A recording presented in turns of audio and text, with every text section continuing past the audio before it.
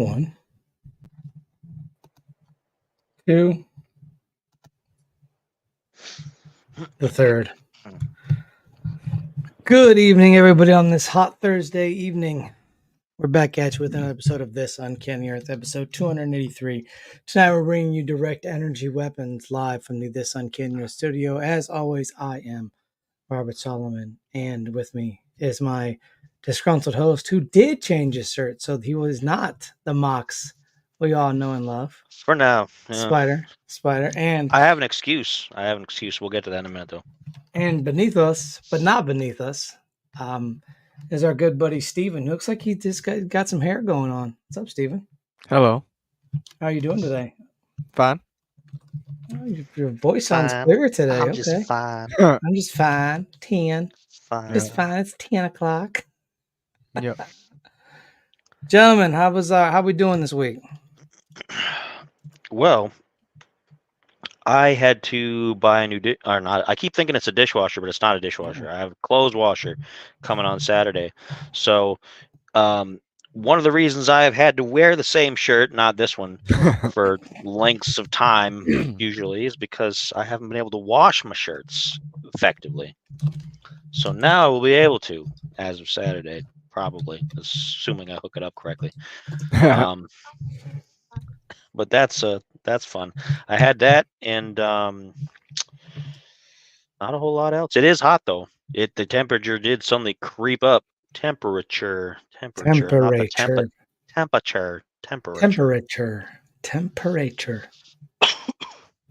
yeah, it's a hot one. Plus, there ain't no air circulating because I don't need excess sound to permeate into the podcast. So yes. All right, gentlemen.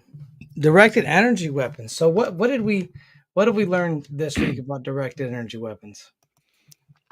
All right. So me first. All right. Yeah. Go ahead. Yeah, jump into it. All right. So it will convert either chemical or electrical energy into radiated energy and then focus it to cause physical damage to a target.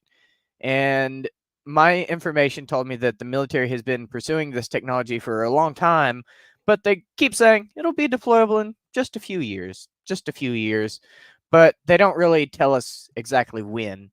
And it can be either high-powered microwaves or high-energy lasers. And the lasers can cause heat damage, make holes, and warm up targets. And they can be used for different effects like countering drones. And the UK claims that they've developed a weapon that can even use radio waves to blast drones out of the sky. And I was also informed that now this is conspiracy theory territory, but there is a conspiracy theory that it may have gotten into the government's hands somehow, Nikola Tesla's death ray blueprints. Well, supposedly they had that when they raided his apartment after he died. Yeah. They only set some of his work back to Serbia for his museum, but the rest of it they kept for the most part. There's a lot of stuff missing from that. Could a directed energy weapon be used for medical purposes?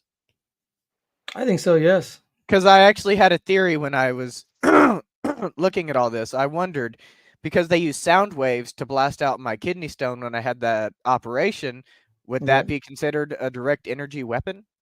Mm-hmm. They're actually working on technology right now, and in some cases it's been mildly successful in certain trials where they're using micro lasers within the body to blast cancer cells and things of that nature. It's not to the point where they can just really use it on widespread basis. It's very targeted and very short and very quick. It's in the same it's in the same vein as when they use they're working on nano robots, which is still super new technology as well, to do that kind of thing. And whether that'll be something that they have developed fully in the next few years is hard to say, but it is something that's in trials right now. Well, the nanotechnology thing's been going on for a while. I've been studying that for about 10 years now. I saw it in video games back in the early 2000s. Well, remember science fiction, of course. Science fiction, of course. Well, I mean, they're looking to do that with open heart surgery. Oh wow. They have robots that do it pretty much now. Doctors don't do it that much anymore because their hands aren't as Oh steady as wow. robots. So if you figure that if you open a person's heart up, if you don't have to open it up at all, and you can just send little robots in to do it, little nanotechs to run in and do it, So now we got you're Miss Frizzle increasing and it. its magic school bus. Basically, she was the first nanobot. Yeah. I mean, if you think about it, it's not that crazy, to be honest. Like, it's not far fetched given that we can do everything else. So we actually talked about Yeah. this on our biomedical engineering episode that we did about Mm. 2 years ago. So, yeah, I do think that I wouldn't call it weapons though. I would call it Yeah. more, like I said, biomedical Tools. engineering. Weapons are meant to more inflict harm, as in the microwave weapons, like the active denial system. Now the Navy defines this, and this is from the Navy's website in and of itself. Directed energy weapons are defined as electromagnetic systems capable of converting chemical or electrical energy to radiated energy and focusing it on a target, resulting in physical damage that degrades, neutralizes, defeats, or destroys an adversarial capability. Navy DEWs include systems that use high energy lasers, HEL, that emit photons and high power macro waves, HPM, that release radio frequency waves. The U.S. Navy uses DEWs for power projection and integrated defense missions. The ability to focus the radiated energy reliably and repeatedly at range with precision and controllable effects while producing measured physical damage and or mission defeat is the measure of DEW system effectiveness. So what did we get from all that? What did you two get from all that? What I just said? They use the energy weapons to try and either destroy buildings or take out enemy satellites and other aerial phenomenon like planes, aircraft, whatever. Yes. Generally, Go ahead. Sorry. oh no, if you got something to add, by all means. No, I'm gonna let you finish, and then I'm gonna Um, tell you guys what I see here. Generally, the initial concept and something that they do use right now is that it wasn't it's not like a true directed energy weapon per se, but directed EMP blasts is something that they do use currently, that they'll use on like enemy drones coming in or like hardened outposts and things of that nature that have computer systems. They'll use directed EMP attacks that are in a localized area, so it won't knock out power to an entire city or to civilians nearby. Supposedly, I mean that's the theory, but they've said that they've used that in the Middle East more than once, especially with some of the underground networks that they've been going after people for in Afghanistan. What they're working up to is using that in a more concentrated form, kind of the difference between a laser pointer and a lightsaber.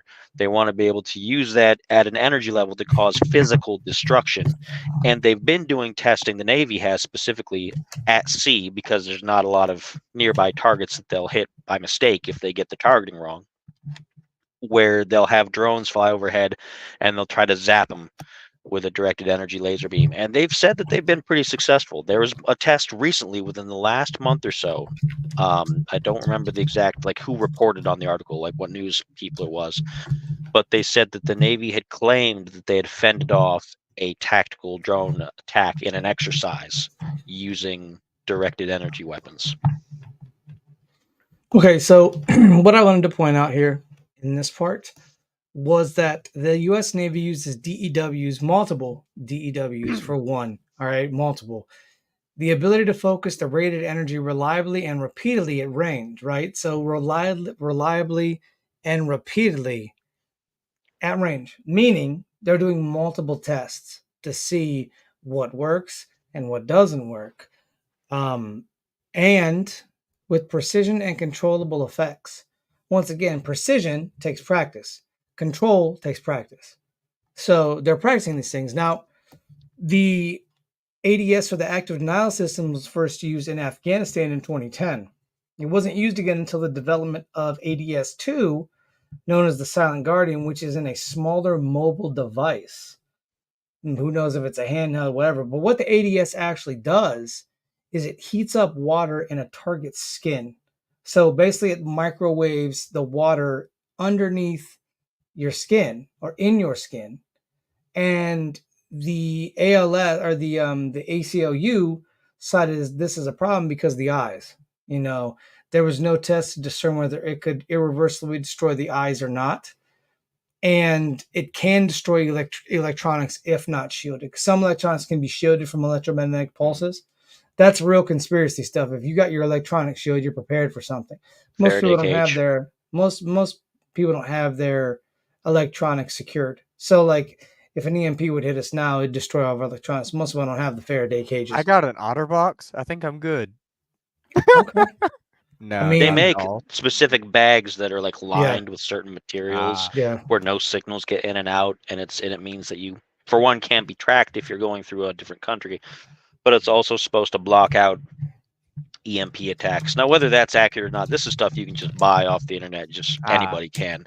So Yeah. I don't know, how much testing has really gone into that. Like how many companies are in their back buildings, the back lot, like firing EMPs at cell phones to see if their bag will protect it or not. I don't know. It's probably a certain voltage, I would think, but it's out there if you're looking for it, and if anybody wants to fire it off an MP3, fire off some MP3s. I'll jam to it. If anyone wants to music fire at off if anyone wants to fire those old MP3s off, now's the time, everyone. Now's the Some time. EMPs to test get them firing by those all off. means, but don't Make sure you take guys out play your neighborhood.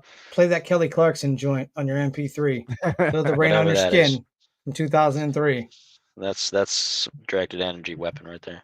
But sound isn't too far from that though. Frequency. Yeah. Enough. Oh, And Frequencies are very important. That's interesting because Poland has sonic weapons that are essentially DEW weapons that they have on their police cars to deal with protests, because Riots it and doesn't things. necessarily it won't cause a blast wave that'll break bones and things like that with sonic energy, but it will cause you pain and discomfort, which is the point. It's trying to send out waves of discomforting sound that only your ears can pick up to give you headaches and to make you upset so that you'll disperse.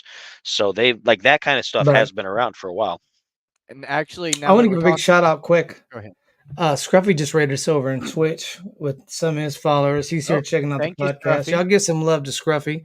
That's my guy. I shouted him out on Twitch because I can do the shout out function on Twitch. So I got Twitch on the other thing just so people got questions and such. So, but yeah, sound is a whole nother animal, and it can be used to a point where you can blow out people's eardrums. High enough decibels and frequencies and things can blow out people's eardrums, and they have done that with different dispersal methods in different parts of Latin America, South America, a lot of places where human life isn't hidden behind a code or a convention of sorts, where basically if you're a criminal, we use whatever tactics we deem necessary to disperse you, and if that leaves you unable to hear, that sounds like a you problem, not an us problem. Yeah. And so in other countries, that happens. They have these big armored tanks to roll on with it looks like a cannon, and it blasts sound. It blasts sound, yeah. Because sound waves are very, very powerful. I mean, think of it like this. Even if you're in your car, say you turn the volume up, you don't even know what's up. You just don't think about it. You turn the car off. You go turn it on, that volume kicks up, you're taking it back. Yeah, or if you've ever ridden a car with bass, with somebody that's high bass, you can feel it in your heart. You can feel your heart beating with the bass. So just think of that like times 100. And also, you have what they roll around with. Speaking of frequencies, I also wanted to mention, I don't know how true this is, but I heard that certain frequencies were actually used as directed energy weapons in testing, and they found out that they could even do other things outside of hearing. They could even blind people sometimes, or give them headaches and stuff.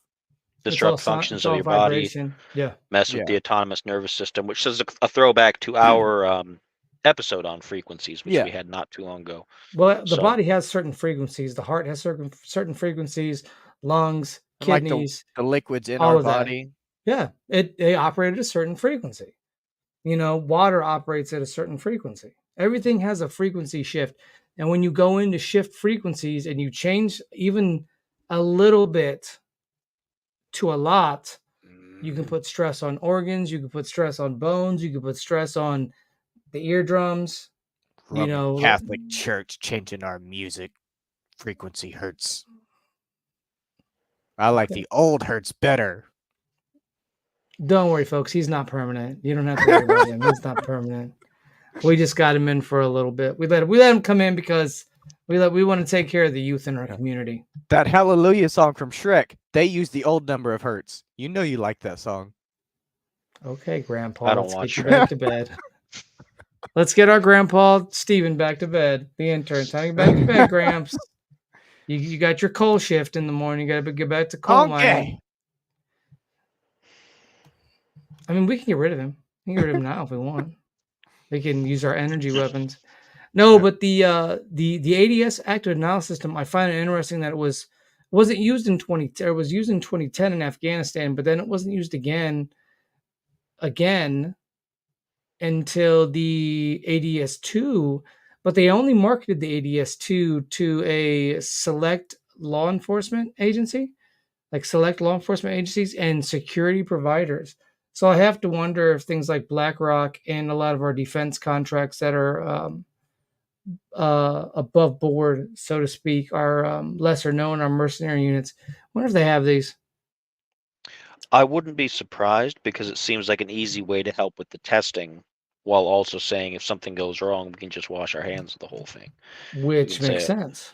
If they mess up something and they cause a lot of damage, you can say, oh, well, this was technology that they weren't really supposed to be using, blah, blah, blah, that kind of stuff, plausible deniability, all that good thing. And that's pretty common. I mean, you always have of course, other people test things for you. You don't have your own people test them directly. No. It's been a hallmark of how we do things with our scientific military community for a number of decades. Also, because we have to understand too, they're going to test this out in third world countries. They're going to test this out in places that don't have the infrastructure that we have, so they can't go run on the internet and be like, look at what they're doing to us. I mean, if we look at a certain philanthropist mogul that went into Africa and gave African children some things, I'm not going to say the word because we already got hit on the medication. old YouTube for this. Medication. Medications. They already got us with one. And the kids ended up getting sick. This is a conspiracy. This stuff you can look up. You can look it up online. They had doctors come in and the kids tested all for all these different things. Because why not? Why not go to a country that's poor, right? And I don't mean poor in terms of like the whole thing, because they're very rich in resources. That's why countries like China, that's why countries like the United States go mine in Africa. That's why the blood diamond thing was so serious. That's what if you guys have ever seen the movie, watch the movie. But shifting back into frequencies that we're talking about here, sound waves are very important. Lasers, they also use lasers. Now, I know everybody's thinking, like I thought that Austin Powers part where he's like sharks with freaking laser beams attached to their foreheads. But no, if you get one of the laser pointers, right? And I remember some years back, some kids were pointing laser pointers at aircraft. Yeah. Up in the sky, up at aircraft. The government found these kids and arrested them and charged them. I forget what the charge was, but it was very serious. Mm-hmm. Yeah, because that laser still goes out into space. It projects far enough. Unlike a flashlight you could wave. A regular flashlight you could wave at an airplane. They're not going to see it. The light's going to dissipate before it reaches it. But a laser goes clear out into space, and that's why you can't run laser pointers at aircraft because they can't crash. I mean, the thing about it is that the laser itself is invisible. You can't see the laser itself. But what you do in like a laser pointer is you have like an LED light bulb or something like that the laser can pass through to give you that light effect. But if you just have the laser itself without any sort of visual cue, you can't see it, and it will travel indefinitely. It's incalculable just how far it can go. Before I forget here too, because I don't want to derail everything, but I do want to have a little update on something since this kind of ties into one of our other shows. Please. We talked about Havana syndrome not too long ago. I was hoping you get into this. And I just found that there's been an update to this as of March of this year, and I missed it. I'm gonna have to go back and try to find an article on it. But we went through the whole thing about how in Cuba, diplomats were complaining of some kind of sickness, and it ended up being an attack by microwave energy. Now, 7 different U.S. intelligence agencies concluded that no foreign rival was involved, and they basically said it was nothing. Right? But in March of this year, which is 2024, the 60 Minutes news show apparently had an investigative report that linked a Russian state agency called GRU Unit 29155 to the reported attacks, and claimed that several Russian agents were responsible for using non-lethal acoustic weapons. Now, I haven't read the article yet, so I don't want to put 100% stock in that. And I also feel like anytime something bad ever happens right now in the international scene, it's always the Russians, which I don't believe is true. I think it's an easy thing to point out and be like, oh, well, it must have been the Russians. So I don't know if I take that 100%, but it is an interesting development that if publicly we're at odds with Russia on these kind of things, if they do have something where they've taken credit for it, yet our own intelligence people said, no, there's nothing. I kind of have to wonder why. Like, what else is going on there that we're missing? So now I'm more interested in that story, because I've always been kind of interested in it. We've followed it a few times on this show. And now that just kind of adds a new kind of, yeah, there's something there. I'd like to know more. Well, I want to point to something too. I remember this was either last year or the year before, when there was all those wildfires going on in California. Last year we had wildfires going on in Canada. And I remember people were putting videos on YouTube and TikTok and all that jazz. And I'm not saying these videos are true, but they would show like a house, and they would show the fires hitting one part of the area and then skipping over their house and then hitting the house next door. Now, a lot of people clamored and said that was an energy weapon. It's only hitting specific designated targets, and that's why that's burning, but that isn't burning. Now, while I don't necessarily believe in that, I do find it kind of interesting that it might be possible that something like that could exist.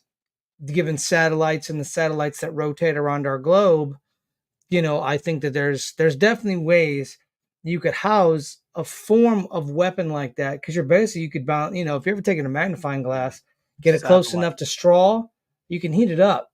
It'll burn right through straw, So you have to wonder if something like that exists. I'm not saying it does. So people out there in their keyboards, some be like, well, you got no proof. You're right, I don't. But I still find the idea and the concept very interesting. I would think satellite. Multiple things. That leads to something else that was happening last year when you had that massive fire on Hawaii.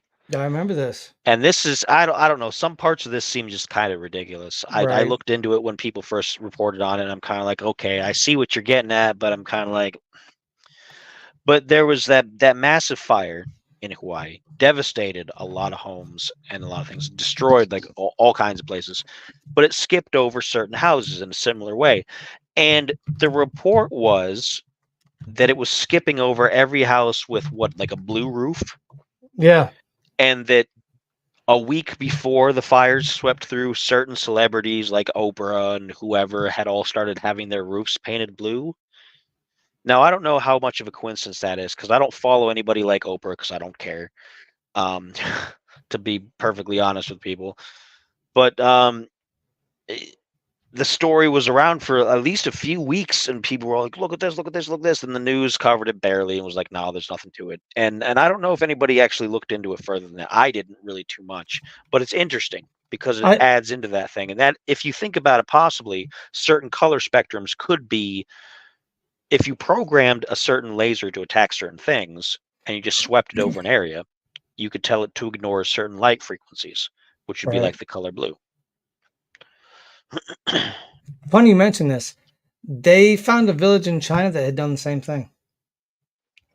Some of the house tops were painted blue, and somebody in the comments, now, like I said, this is an internet video, so I have to take it with a grain of salt on an internet video. But somebody in the comments said, yeah, this also happened in other places, and then the places around that got hit with fires and things like that. And I'm like, okay. because I thought the same thing. I'm okay. The color spectrum, maybe the laser can target something that is purple, orange, whatever, red, gray, slate, whatever. Tax that. Blue roof, not so much. But my thing with that is, how do you keep everything from burning around it? If you're getting something that hot and Yeah. you're catching stuff on fire, how do you not cause collateral damage to buildings around you?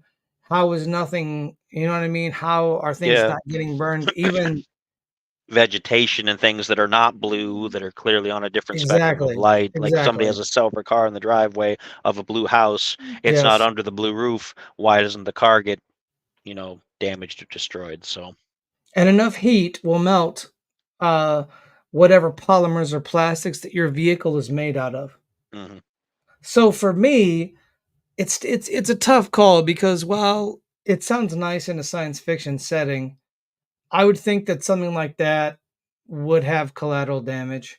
Now, it has been said that the government has technology 20 to 25 years in advance of what we have today, and they very well could.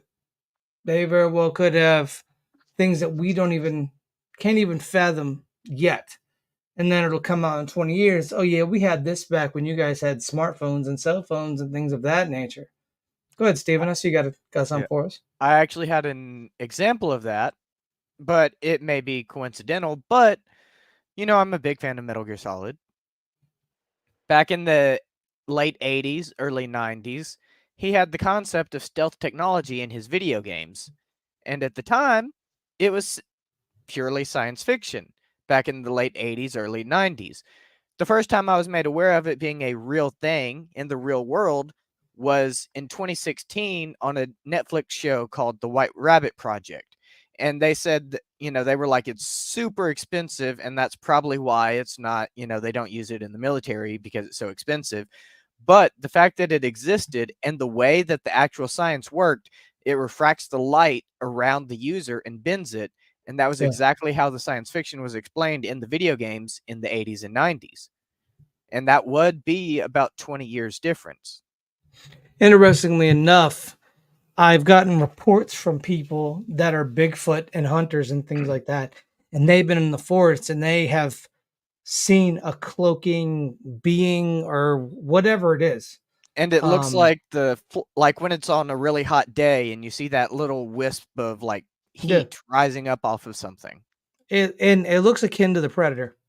Like it's Yeah. something that kind of passes through your vision and bends a little bit, like things Yeah. look a little bent.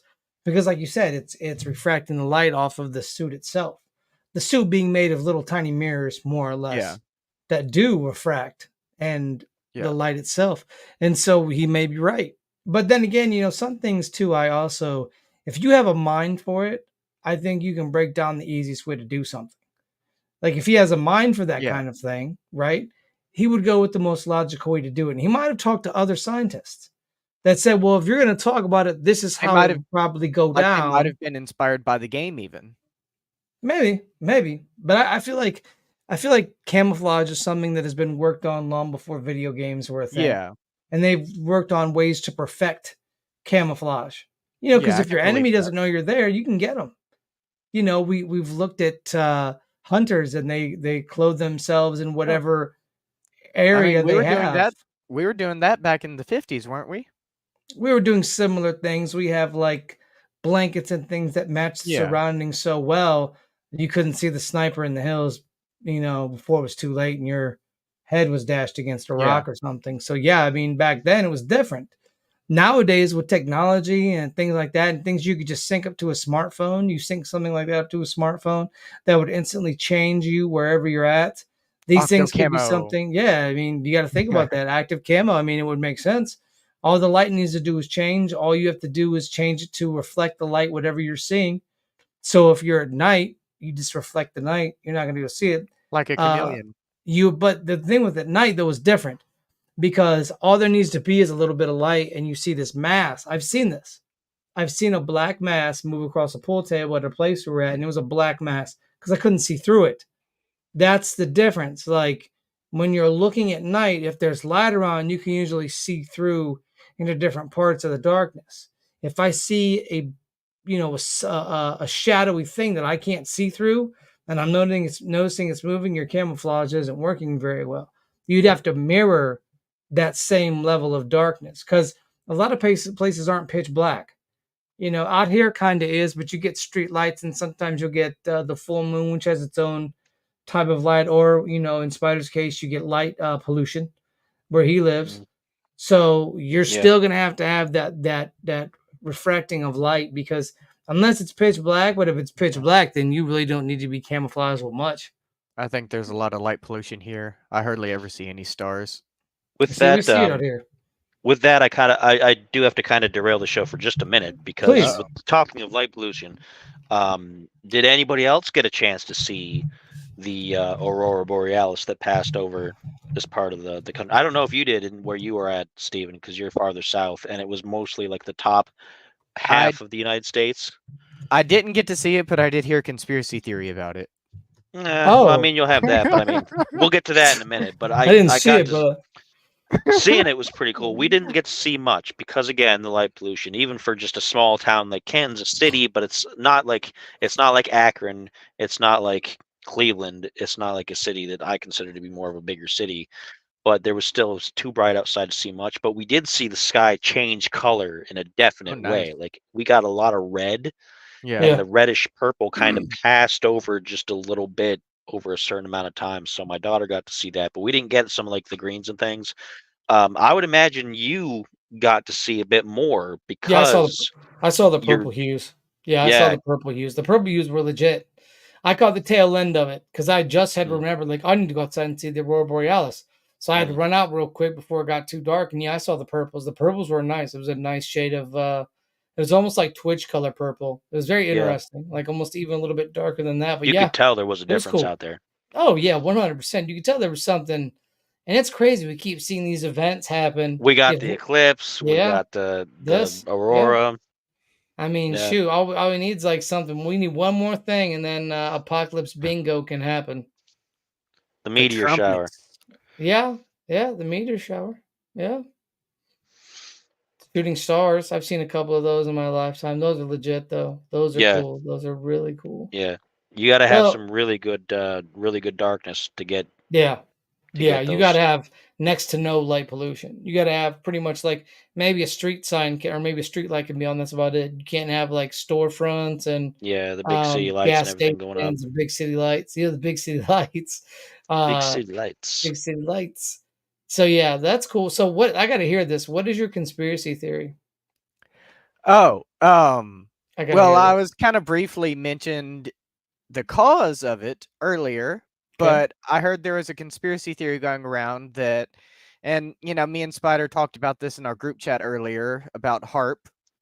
They believe that maybe HAARP was used to direct energy at the ozone layer and split it apart a little bit to allow the northern lights to happen across the world like that, and they were faked. But to be fair, yes, I agree with Spider that I think, like you said, everything is blamed on HAARP these days. Everything. But there is one thing that really stood out to me when I was researching HAARP. The earthquake in Haiti and the earthquake in Fukushima, the 9-scale ones. Yes. Supposedly, and this is something that I heard you can look up and you can't find anymore, but they said that when those earthquakes happened, Fukushima in particular, they found out that 2 or 3 days, because they already had conspiracy theories going on about this already, so people were already watching it. And for 2 or 3 days before the earthquake started in Japan on the 11th, on the 9th and the 10th of that year, they were aiming HAARP signals were directed at Japan for like 2 days straight on the 9th and the 10th, and then they shut it all down on the 11th, and they shut down the website to track the seismic activity so that people couldn't look at it. And I don't know what that means, but I thought it was strange. I will say I do think it's interesting, the concept of playing with weather, because we saw what happened in Dubai recently. I don't know how many of you were keeping an eye on that. I was keeping an eye on it very closely. They seeded their clouds. Mm-hmm. And that's something that people do regularly. Like they admitted it. They went a bit overboard, and it didn't stop raining. I think I mean, it stopped by now. I mean, you can only produce so much of that, but it flooded because they don't have Oh, proper drainage systems in Dubai. They didn't think whoops. about that. It's they don't get that much rainfall, but all of a sudden, rain kept coming and it kept coming, and there was a video going around of the sky turning green, like Ooh. a weird greenish hue. Green sky is like Yeah, tornado potential. Because when you get it here, you get it in Ohio sometimes, yeah, and that's one of those signs that weather's gonna get real Oh, nasty. so It's it's not not yeah. not a it's joke. not a pretty thing? Nah. Have you No, se- have Oh, you it's a did you sickly green look. did you It's see like any of the Dubai videos? I don't think so. I'm surprised that passed by you because I saw that. The minute I heard cloud seeding, I'm like, oh, this thing is not going to end well. And it did not end well. Nope. I mean, we're talking swaths of Dubai. We're talking Mhm. deserts Oh, wow. getting flooded, like water not stopping, cars being taken in Dubai, man. We're not and talking like the Mississippi Delta. We're talking Dubai. part of the Dang. problem with that is that we still don't, even after all these many years of meteorology and different things like that, we still don't fully understand how weather patterns work. There's a lot of uncertainty. And so people think, oh, well, we can There's a fix the lot of drought by doing factors. this, or we can Yeah, fix this to do that. And then when you do that, you don't know that maybe the weather was going to head in that direction to begin with at a certain yep. point, and you're just aggravating it and you're adding to it rather than trying to fix a problem. Because cloud seeding has been around for quite a long It's time. been It's gone for something a they long do time. Yeah. out west. It's basically Silver sending silver iodine, night I think, or silver yeah silver. silver Yeah. iodine. I keep thinking silver nitrate, but then that's vampires and werewolves. Yeah, we Vampires don't and want werewolves. That's from that movie. we don't want it raining Um, vampires and werewolves. That'd be but bad. silver iodide, they send it up and it Yeah, agitates the the clouds. molecules in a Yeah, certain way to conduce rain. It's not perfect, but it does. It's a proven thing. It's something that works, and it shows that weather manipulation is possible. But because we don't understand 100% why certain weather patterns react the way they are and how the cold fronts and whatever mess with each other, then you could potentially do something like that thinking, oh yeah, it's been a drought, we got to fix this, and then go yeah, way overboard. And that's basically what happened. yeah. Like I said, I saw the videos. I saw camels just floating by. I saw parts that looked like desert just swarming with water, and it was crazy because I'm like, they should do this more, but in a controlled way, where Uh-huh. they would be able to bring back plant life. They'd be able to bring back the soil. And we've talked about this before about different places in the Middle East being lush paradises, A long and time things ago, right? happen. Things happen, and poles shift or the weather shifts. Antarctica used to be a lush jungle paradise We from have different the accounts that I've read. The we have Prairie the Reese Earth core map samples to prove it. and the Prairie Reese map mapped out a whole different look Yep. with different looking animals in places that those animals should not have been. Well, even the big deserts we have in North Africa and the Middle Yeah. East, a lot of that was there's a lot of significant evidence that shows that Egypt was not just sand everywhere, And where but did Right. it all that had water it come from? like the Nile was still very important, but it showed that the effects of the Nile spread out a lot farther out, and you had a lot more fertile area. Um, Same thing with ancient Samaria and places like that, because you don't just have the height of civilization springing up in the middle of the desert for no reason. You have to have Right. water, you have to have resources, and so all of this happened over a number of years because of the way that the climate on the planet changes in cycles. And I think one of the deserts, either the Gobi or the Sahara or something like that, is growing at a certain rate that is swallowing up towns that used to be just on the outside borders, and Yeah. it's actually like swallowing them up by miles. And people live there. They have to dig out sand from their town like all the time. But some people are just like, yeah, we don't do much with it anymore. If a building's gone, a building's gone. We just build a new one because what else are you going to do? The sand just takes it if Right. there's a sandstorm. So and it's interesting that they are working on trying to find ways to do that. But again, we don't understand the long term effects, so we can't create something that's efficient, that's actually going to help the problem. No, and I think the more we try to push for a way to resolve a problem, the more we will usually try to make the problem worse, as in Dubai. And, that could have nefarious consequences. You might push something to the brink of where that rain might not stop for a very long time. And you flooded a whole civilization. And you have to wonder if some of these civilizations that have gone extinct have felt the repercussions of a DEW, or they try to play with the weather in the same vein. And when you do that, consequences happen. And I think Dubai is a good learning example of maybe not push things to the extreme. I think that you get in over your head, especially cloud seeding. Some people know how to do it. Obviously, the West, they can do it a little bit different, a little bit better probably. But you went to a very desert climate and you just tried to make it rain. Like, you tried to make it rain, and it rained, and it rained, and the flooding happened. I'm telling you, Stephen, go look at the videos.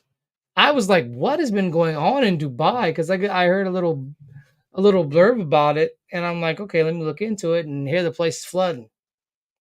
And I'm like, who turned the water on, and who didn't? All my social media has just been, drama.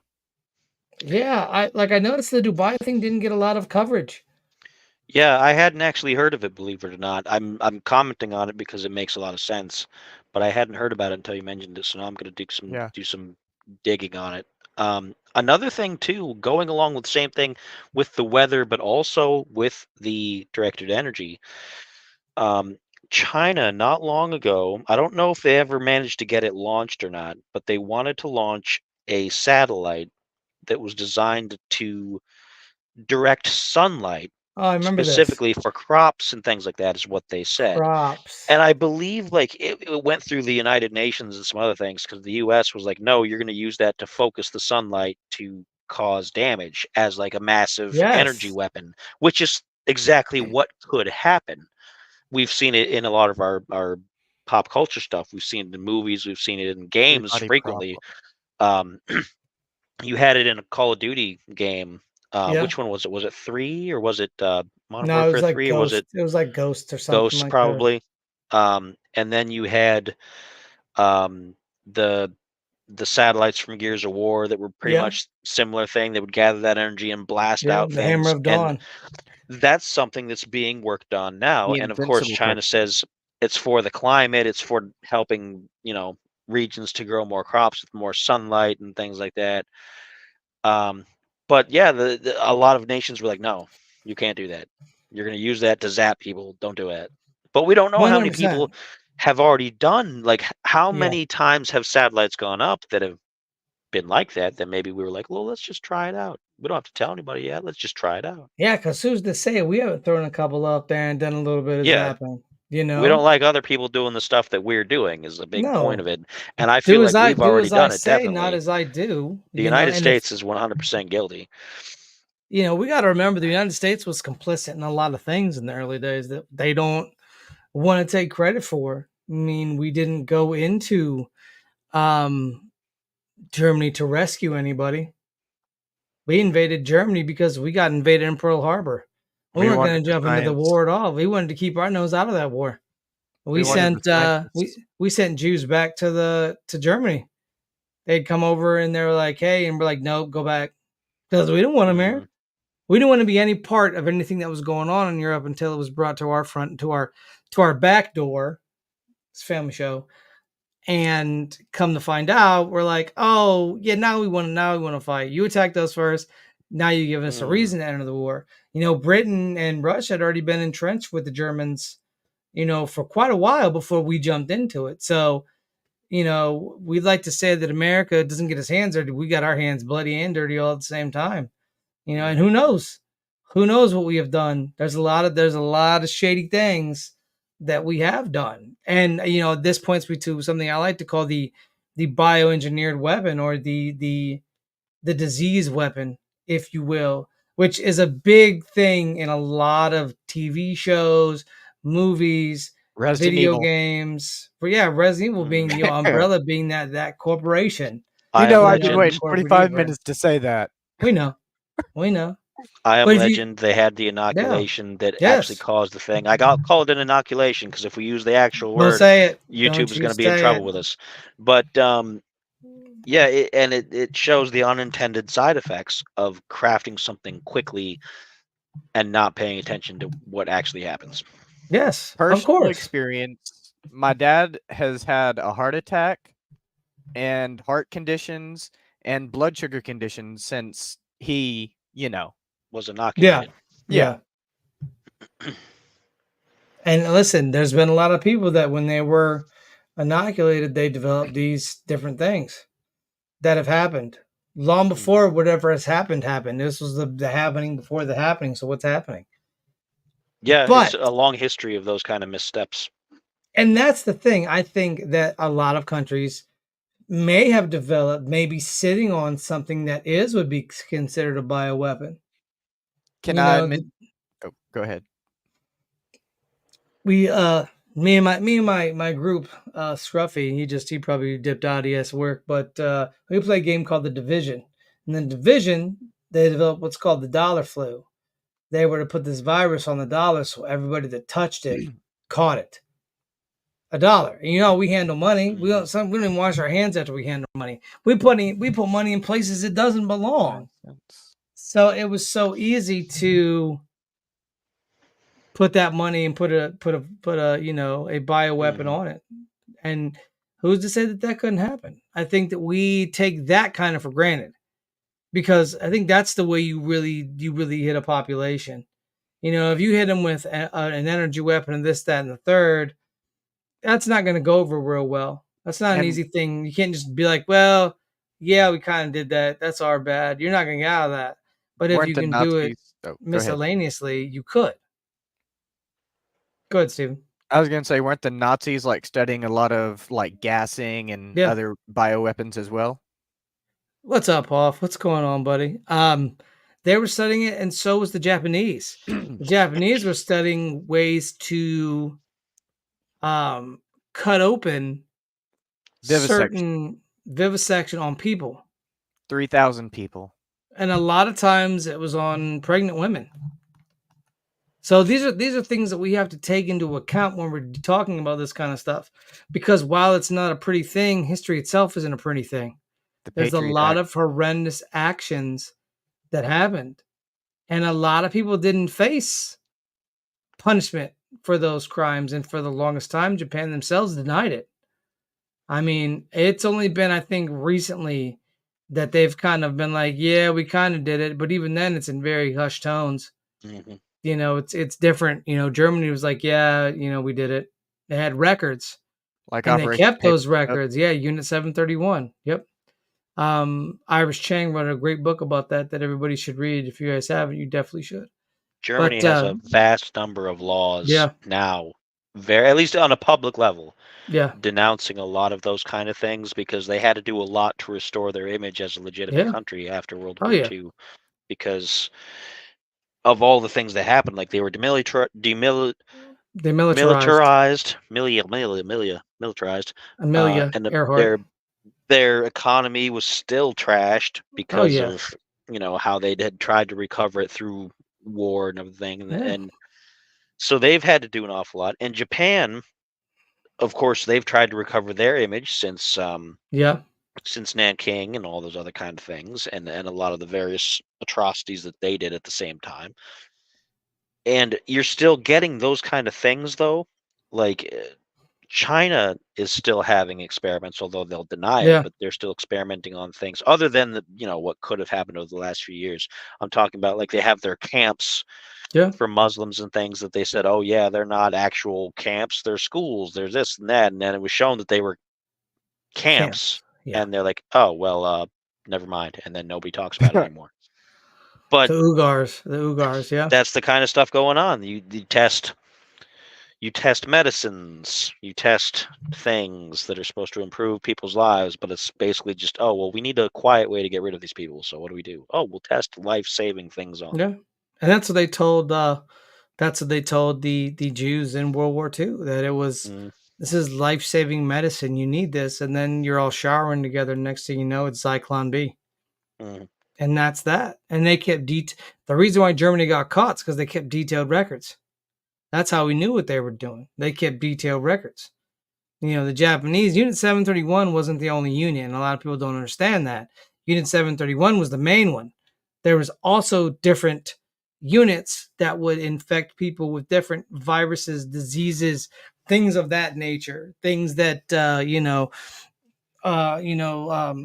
different viruses the animals had that they were trying to inject into people, Lyme and they would disease. inject them into animals and things like that too, to study how to take over an enemy's crops, how to destroy their crops, how to destroy their animals, how to destroy their people.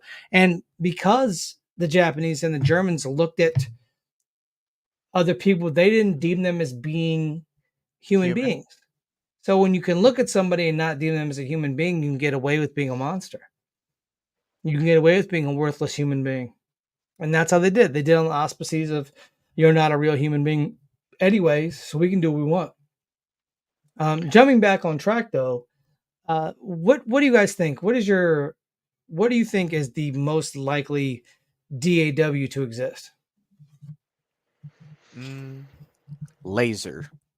Just like I honestly think the most realistic idea, like a satellite that shoots a laser down on the Earth from outer space. Like being able to pull in the sun's lights and redirect them onto the Earth's solar surface. powered. I think solar powered is probably the biggest one. Solar powered satellites, I believe, if we don't already have them just yet for area denial weapons, are pretty much inevitable. I think we're going to have those in the very near future. Honestly, we probably have a couple up there now that are being tested in certain ways. Whether it's actually responsible for things like California and whatnot, who knows? But I think we'll see them in a public use in a future war very, very soon, as far as the things are reckoned. Whether it's in my lifetime or not, I don't know, but very soon, as far as this generation is concerned. And I think sonic weapons are going to see a lot more use as well, considering that we have used them in certain ways, again in Poland, to disrupt protests, and in with Havana and everything like that, doing some further testing in that area. I think those two are going to become common. I think you're going to see certain police forces that'll be like SWAT team kind of stuff, that are special units that'll have sonic weapons or force weapons, so to speak, that'll knock you over without firing a shot at you. Yeah, definitely. Just a blast of, because we have things that are like a blast of air that knock people. So it'd be like a blast of sound that just knocks you down and disorients you, and then you can be arrested or whatever. So those are the two areas that I feel are most likely to occur within this generation. I mean, think of flashbangs. Similar kind of concept. EMP. Yeah. It's already a thing. Well, EMPs are a byproduct of a nuclear weapon, of a nuclear missile, and EMP is a byproduct of a nuclear weapon. Then how do they do EMP at my work? How do they do EMP at my work? They shut off all my cell signal. We could fire him.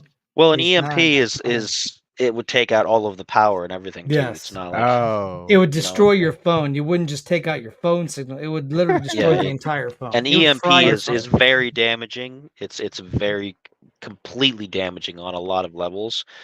It's like 90% of our infrastructure in the United States, I think, something like that. I'm sure it's not that exact numbers, but it's within the 90 percentage points of our infrastructure is vulnerable to an EMP attack. If somebody managed to just launch massive EMPs across the United States, it would knock out our electrical grids for days, weeks, months. Because you'd have to repair parts. You'd have to repair physical parts that got fried from the burst of electricity and everything like that. And that's something that's a very real. The only reason nobody's done it yet is because we would do the same thing back. That's why Yeah, nobody 'cause does anything like that. Like nobody launches nukes So because it's another as Cold soon as you War. do, somebody else is going to do the same thing. It's perpetually a Cold War all the time. yeah, it's But perpetually it's a a legitimate stalemate. fear. We never It's left a the Cold legitimate War. fear.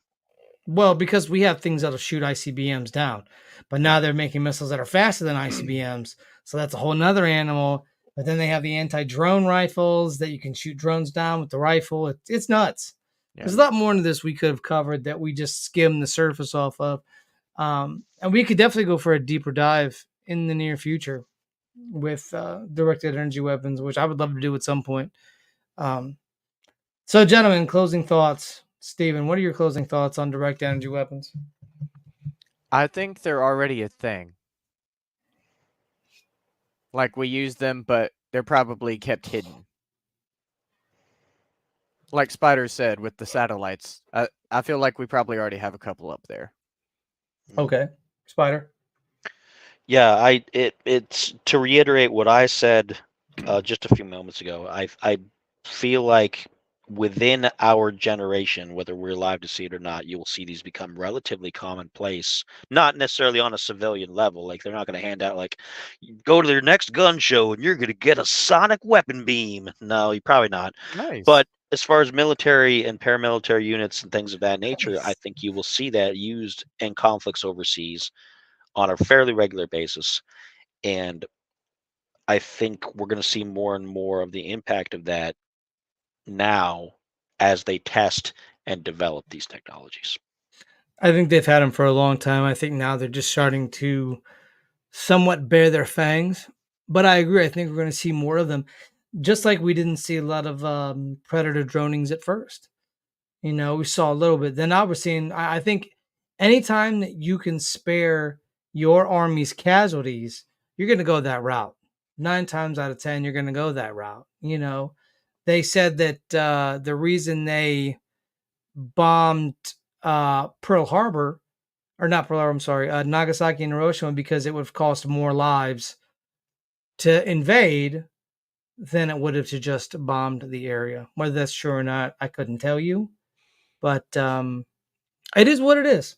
At the end of the day, we all have to understand that these kind of things happen, and mathematically and engineering wise and everything else. That yeah, things like sonic weapons do exist. Crowd dispersal units, like I said, the big old armored trucks roll by with the sound can on top to disperse rioters and protesters. I've seen it in action, not personally, but I've seen it like rolled out and in different news clips and things like that. So yeah, I mean, it's like I said, just I'll give you a good example. Fire alarm goes off at work. If it's loud enough, it's going to hurt your ears, without the shadow of a doubt. Mm-hmm. Hey there, Sane Star Killer. What's up? Thank you, James. We appreciate the love. Thank you, Scruffy, Hoff, everybody that showed up to the podcast tonight. You can catch our podcast every Thursday night from 10 p.m. Eastern to 11 p.m. Eastern EST. That's Eastern Standard Time for those of you that are in our neck of the woods. Do your own math for your time zone because it's 9 complicated p.m. enough. Central. I'll tell you that much. Oh, yeah. He knows that much. It's 9 to 10 Central because that's where he lives. He's a Central guy. So we appreciate everybody coming out. We love each and every one. You guys are awesome. Join us next week. We'll be bringing some more uncanniness to light. I think next week we're going to talk about ghosts and hauntings because we haven't done a hauntings episode. I think it's about time we did a hauntings episode because I got some Vintage theories classic. on vintage classics. So as for me, Robert Solomon, my co-hosts, Spider, and of course, Steven, as always, why be boring when you can be uncanny? We will see you amazing folks next week. Peace. I gotta end it. Push the button. Oh, sorry, I didn't end the stream yet. Sorry.